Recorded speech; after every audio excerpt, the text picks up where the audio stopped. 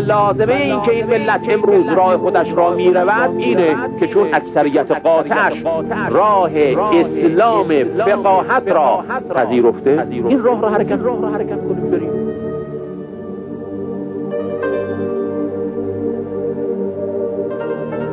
ما شاهد فریاد الله اکبر، فریاد لا اله الا الله همه مردم این سرزمین از مرد و زن و کوچک و بزرگ بوده ایم.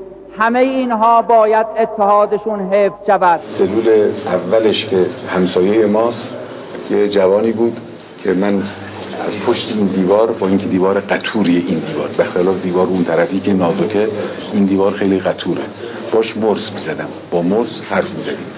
او به من گفت که رجایی همسایه منه.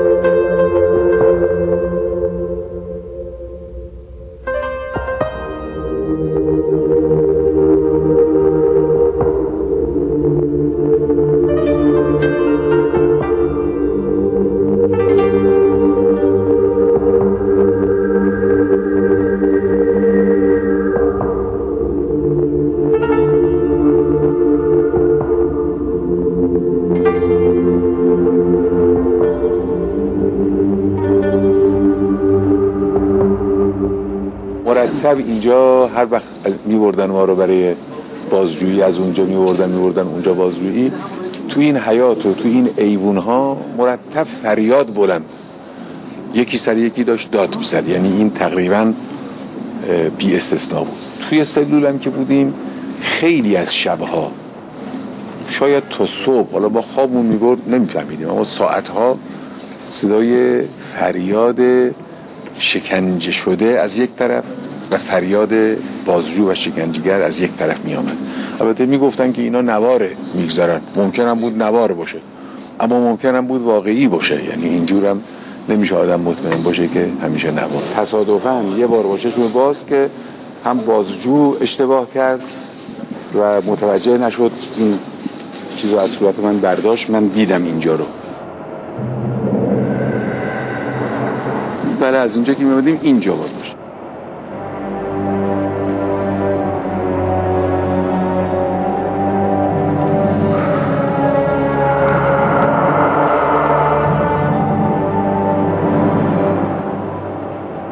اینجوری بود وضع که وقتی که نگهبان می‌خواست زندانی رو ببره برای بازجویی، چون بنابر این بود که زندانی‌های دیگه مطلع نشن که این زندانی به خصوص با این نام اینجاست دیگه، از اساس زندان انفرادی برای این میامد در سلول رو باز میکرد، بعد میگفت حالا مثلا علی و حسینی رو میخواد که منم، میگفت علی کیه؟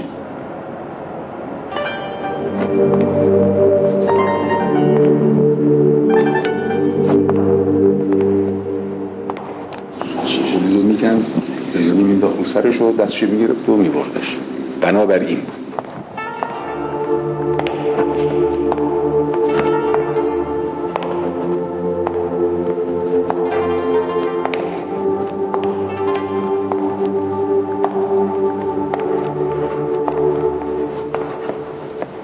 بنویس. گفتم چی بنویسم؟ گفت هر چی بخوای بنویس.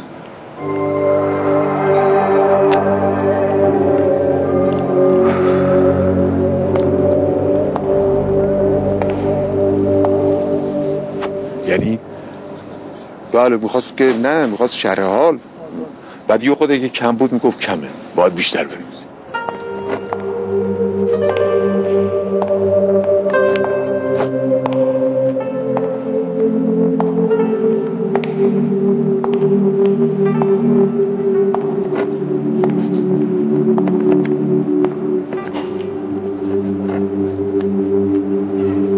همینطور هی میخواست حرف بکشه. این شگرد بازجوییشون بود.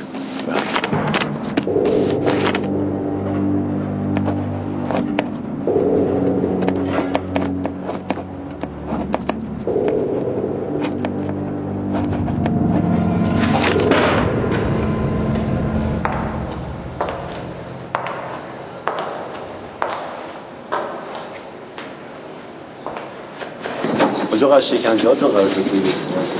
حالا بریم تو اون اتاق.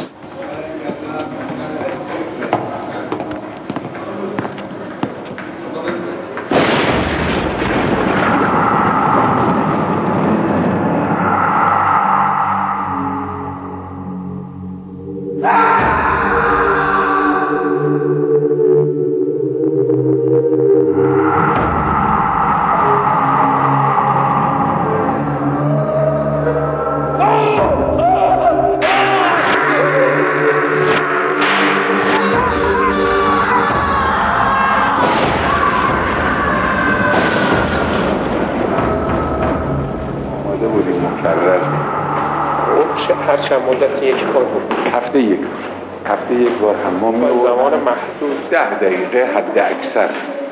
یعنی میگفتن در 4 نفر ما مثلا تو سلول 4 نفر یه مدتی بودیم، 3 نفر یه مدتی بودم، یه مدت هم تنها. هر تعدادی که تو سلول بودن فرق نمی‌کرد. میگفت 10 دقیقه وقت دارید بیایید. اون وقت تو این زیر این دوش‌ها که می‌رفتیم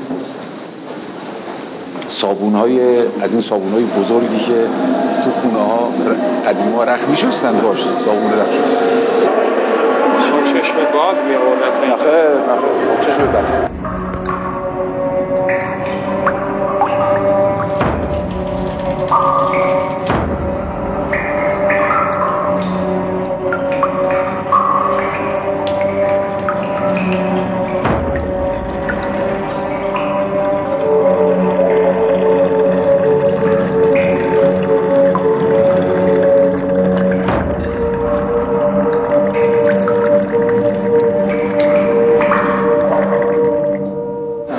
که میخوندیم یه خود صدا بلند میشد میان میگفتش که آهسته.